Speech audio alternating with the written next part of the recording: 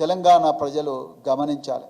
అదేవిధంగా మరి ప్రతిభ ఉన్న విద్యార్థులు మెడిసిన్ వచ్చినా, ఇంజనీరింగ్ వచ్చినా, ఐఐటి వచ్చినా వాళ్ళందరికీ కేసీఆర్ గారు ఒక్కొక్కరికి ఈ పిల్లల దగ్గర డబ్బులు ఉన్నాయి, తల్లిదండ్రులు అడుక్కు తినే పరిస్థితిలో ఉంటారు, ఉండడానికి ఇల్లు కూడా చక్కగా ఉండదు, 3 పూటల తిండి కూడా దొరకదని చెప్పి ఈ బిడ్డలలో ప్రతిభ ఉంది కాబట్టి వీళ్ళకి ఒక్కొక్కరికి 50,000 ఇచ్చి కాలేజీల ఫీ మనమే కడదామన్నారు. ఇలా సిగ్గుతో తల వంచుకోవాల్సిన విషయం ఏంటంటే వాళ్ళకి ఎవ్వరికి కూడా ప్రభుత్వం డబ్బులు కట్టడం లేదు. నేను అడుగుతున్నా, ఎస్సీ సప్లాను మేము అది చేసినాం ఇది చేసినాం అన్నారు కదా రేవంత్ రెడ్డి గారు. మీరు మీ మల్లుపట్టి విక్రమార్కనే ఉన్నాడు, ఆయన ఎస్సీ సామాజిక వర్గానికి చెందిన వ్యక్తి, ఆయన ఆర్థిక శాఖ మంత్రి. ఈ పిల్లలకు 50,000 రూపాయలు కూడా ఇవ్వలేరా మెడిసిన్ కంప్లీట్ చేసిన పిల్లలకు? ఎక్కడ పోయినా మరి 35,000 కోట్లు ఎస్సీ సప్లై అని అంటున్నారు కదా, 2.5 లక్షల కోట్ల బడ్జెట్ ఎక్కడ పోయినా డబ్బులన్నీ? దాని మీద ఎవరికి కూడా ఆన్సర్ లేదు. అదేవిధంగా 24 గంటలు సూపర్విజన్ ఉండేది, కంట్రోల్ రూమ్ పెట్టేవాళ్ళు, హెల్త్ కంట్రోల్ రూమ్. ఇలా హెల్త్ కంట్రోల్ రూమ్ లేదు. చాలామంది పిల్లలు అనీమియాతో చనిపోతూ ఉన్నారు. ఆసిఫాబాద్లో ఒకటే జిల్లాలో 3 అమ్మాయిలు చనిపోయారు. ఏం ఆన్సర్ చెప్తారు మీరు? డబ్బున్నోళ్ళ పిల్లలు చచ్చిపోతే ఊకుంటారా? Banjara Hills, Jubilee Hills 2 phone calls కొట్టి ముఖ్యమంత్రిని బర్తరఫ్ చేయండి అని 4 పేపర్ల న్యూస్ వస్తాయి. ఇలా ఎందుకు ఈ పిల్లలు చనిపోతే ఎవరు మాట్లాడట్లేదు? మీ ప్రభుత్వంలో ఉండే ఈ పేద వర్గాలకు వచ్చిన ఎమ్మెల్యేలు ఎందుకు ఎవరు మాట్లాడడం లేదు? తెలంగాణ ప్రజలు గమనించాలి. ఈ ప్రభుత్వానికి ఏ మాత్రం కూడా ఈ బిడ్డల జీవితాల మీద శ్రద్ధ లేనది చాలా క్లియర్గా అర్థమవుతా ఉన్నది. ఇక రెండో విషయం, ఈ అమ్మాయిని చూడండి ఒకసారి. ఈ అమ్మాయి పేరు అగసార నందిని. ఈ అమ్మాయి మొన్న 2 రోజుల క్రితం ఉత్తరాఖండ్లో జరిగిన నేషనల్ గేమ్స్లో తెలంగాణకు మొట్టమొదటి స్వర్ణ పథకం ఇచ్చిందండి ఈ అమ్మాయి పేరు నందిని. పేద రజక సామాజిక వర్గానికి చెందిన అమ్మాయి. తండ్రి ఇప్పటికి కూడా మల్కాజ్గిరిలో ఇస్త్రీ చేసుకుంటూ బతుకుతాడు, తల్లి ఇళ్లలో పనిచేస్తుంది. ఈ అమ్మాయి చేసిన పాపం ఏందయ్యా అంటే, ఈ అమ్మాయి సోషల్ వెల్ఫేర్లో చదివి ఇలా కేసీఆర్ గారి హయాంలో గోపిచంద్ అకాడమీలో మరి ట్రైనింగ్ తీసుకొని ఈ అమ్మాయి ఇలా రాష్ట్రానికి కాదు దేశానికే తలమానికమైంది. మీరు నమ్ముతారో నమ్మరు, ఈ అమ్మాయికి ఏషియన్ గేమ్స్లో 19వ ఏషియన్ గేమ్స్ చైనాలో ఈ అమ్మాయికి బ్రాంజ్ మెడల్ వచ్చింది. కానీ ప్రభుత్వానికి ఇంతవరకు గుండె కరుగుతలేదు. ఇలా ఈ అమ్మాయి మొత్తం తన కెరియర్లో ఈ అమ్మాయి 17 గోల్డ్ మెడల్స్ తెచ్చుకున్నది, 9 సిల్వర్ మెడల్స్ తెచ్చుకున్నది, 8 బ్రాంజ్ మెడల్స్ తెచ్చుకున్నది. టోటల్గా 34 మెడల్స్ తెలంగాణకు తీసుకొచ్చింది ఈ అమ్మాయి. సిగ్గుతో తల వంచుకోవాల్సిన విషయం ఏంటంటే, ఈ అమ్మాయి నేషనల్ గేమ్స్లో తెలంగాణకు మొట్టమొదటి గోల్డ్ మెడల్ తీసుకొస్తే ఈ మొన్న జరిగిన నేషనల్ గేమ్స్లో కనీసం ఈ అమ్మాయి ఎయిర్పోర్ట్కి వస్తే కనీసం ఒక్కరు కూడా రిసీవ్ చేసుకోలేదు.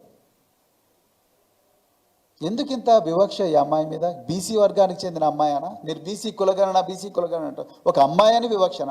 ఒక తల్లిదండ్రులు పేద వర్గాలకు చెందిన వాళ్ళనా? వాళ్ళ వెనక ఎవరు బడా బాబులు లేరనా మీ బాధ?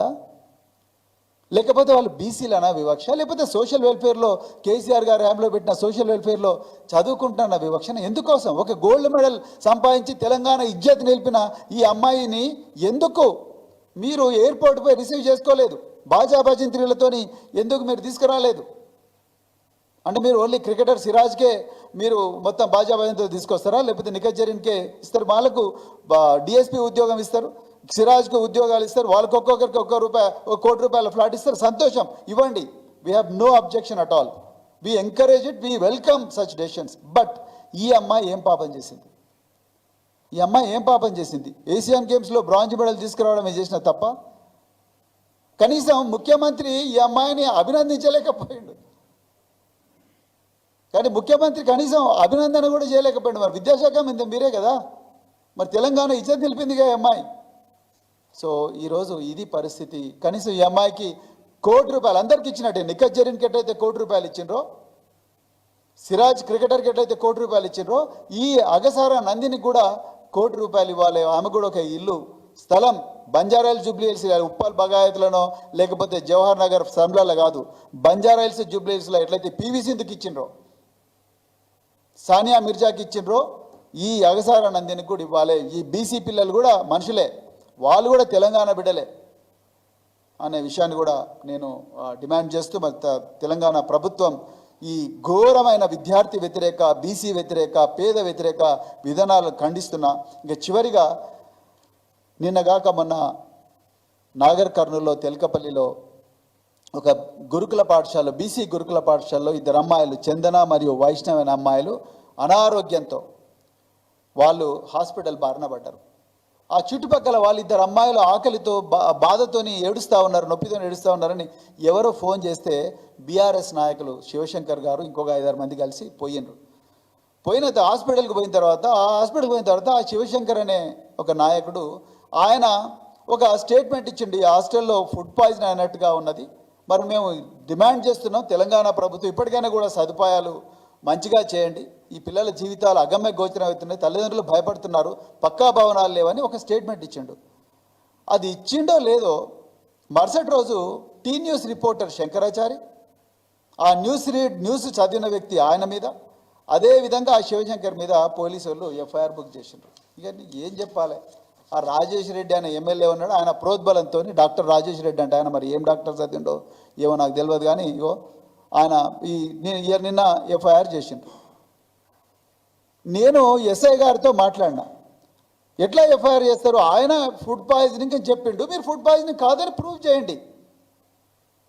ఆ పిల్లలను బలవంతంగా, ఆ పిల్లల తల్లిదండ్రులు పిల్లలతో బలవంతంగా వాళ్ళకి ఏం చెప్తున్నారు, ఆస్తమా ఉంది అని చెప్పి ఒక ప్రైవేట్ దాంట్లో ఎక్స్రే చేసి పంపించారు. నేను చాలామంది పల్మనాలజిస్టులు అడిగిన, ఇది ఆస్తమా అనే చూపిస్తుందా అని అంటే, లేదు సార్ ఇది ఆస్తమా కాదు, ఈ ఎక్స్రే చూసి ఆస్తమా అని చెప్పలేము, దీనికి పల్మనరీ ఫంక్షనల్ టెస్ట్ చేయాలి, ఆస్తమా ఉందా లేదా నిర్ధారించడం కోసం పల్మనరీ ఫంక్షనల్ టెస్ట్ చేయాలని చెప్పేసి చెప్పడం జరిగింది. నేను ఆ విద్యార్థుల తల్లిదండ్రులతో కూడా మాట్లాడినా, ఏమన్నా మీ పిల్లలకి ఎప్పుడైనా ఆస్తమా ఉన్నదా అని అంటే, లేదు సార్ మా పిల్లలకి ఇప్పుడు కూడా ఆస్తమా లాంటివి లేవు అని చెప్పిండ్రు. నేను ఇవాళ కూడా మాట్లాడిన పిల్లలతో. ఇంకొక ఆయన అంటాడు వాళ్ళకు సరే ఆస్తమా ఉంది, మరి ఆస్తమా అంటే ఇద్దరికి ఒకటేసారి ఎట్లా ఆస్తమా వస్తుంది, ఒకరు ఆస్తమా అంటే ఒకరే హాస్పిటలైజ్ కావాలి, ఇద్దరికి ఒకటేసారి ఏడ్చుకుంటూ హాస్పిటల్ ఎట్లా అవుతారు, ఆస్తమా అనేది it's not a food poison, మరి ఎట్లా ఆస్తమా అనేది అట్లా అవుతుంది. ఇంకొక వ్యక్తి అంటారు ఈ ఇయర్ డ్రాప్స్ వేస్తే కడుపు నొప్పి లేచింది అంటారు. ఇయర్ డ్రాప్స్ వేస్తే కడుపు నొప్పి లేస్తారు అనేది అయితే నాకైతే నిజంగా రేవంత్ రెడ్డి గారు మీరు ఎట్లా ట్రైన్ చేస్తున్నారో మీ ప్రిన్సిపల్స్ను, మీ టీచర్లను, ఇయర్ డ్రాప్స్ వేస్తే కడుపు నొప్పి లేచింది అందుకొరకే హాస్పిటల్ అయినారు అంటున్నారు. ఇది ఈరోజు తెలంగాణలో పరిస్థితి. అంటే నిజాలు చెప్పే రిపోర్టర్లను కూడా కేసుల్లో ఇరికించడం, ఎవరైనా నాయకులు విద్యార్థులకు బాధ అవుతున్నదని ఆందోళన చేస్తుంటే వాళ్ళని అరెస్ట్ చేయడం. ఇలా ఆ ఇద్దరు అమ్మాయిలు మీరు నమ్ముతారో నమ్మరో 4 గంటలు తెలకపల్లి పోలీస్ స్టేషన్లో, నాగర్ కర్నూలు పోలీస్ స్టేషన్లో పెట్టుకున్నారు. చదువుకోవాల్సిన అమ్మాయిలు, అనారోగ్యంగా ఉంటే హాస్పిటల్లో ఉండాల్సిన అమ్మాయిలను పోలీసు వాళ్ళు తీసుకుపోయి పోలీస్ స్టేషన్లో పెట్టుకున్నారు. ఇదెక్కడి న్యాయం? రేవంత్ రెడ్డి గారు మీ పిల్లల్ని అట్లనే పెడతారా, మీ మనవళ్ళని అట్లనే పెడతారా పోలీస్ స్టేషన్లలో చదువుకోవాల్సిన పిల్లలు? సో ఇలా తెలంగాణలో ఇంత దారుణాలు జరుగుతూ ఉన్నాయి. కేసీఆర్ గారి ఆనవాళ్లను నిర్మూలించే కార్యక్రమంలో, కనుమరుగు చేసే కార్యక్రమంలో రేవంత్ రెడ్డి తలమునకలై ఉన్నాడు. ఆయనకి ఏమాత్రం కూడా పాలించే అర్హత రేవంత్ రెడ్డి గారికి లేదు, కాంగ్రెస్ పార్టీకి అసలే లేదు. వీళ్ళందరూ కూడా మొత్తం కూడా తెలంగాణను తినడానికి వచ్చిండ్రు, కబ్జాలు చేయడానికి వచ్చిండ్రు, దోపిడీ చేయడానికి వచ్చిండ్రు. ఈ పిల్లల జీవితాలు, తెలంగాణ భావితరాల జీవితాలు, వాళ్ళ భవిష్యత్తు, వాళ్ళ గురించి ఏమాత్రం కూడా పట్టింపు లేదు. మరి తెలంగాణ ప్రజలు గుర్తించాలి. మరి వీళ్ళందరినీ కూడా ఎంత తొందర వీలైతే అంత తొందర వీళ్ళందరినీ కూడా ఇంటికి సాగనంపాల్సిన అవసరం ఉన్నది కాంగ్రెస్ పార్టీని చెప్తూ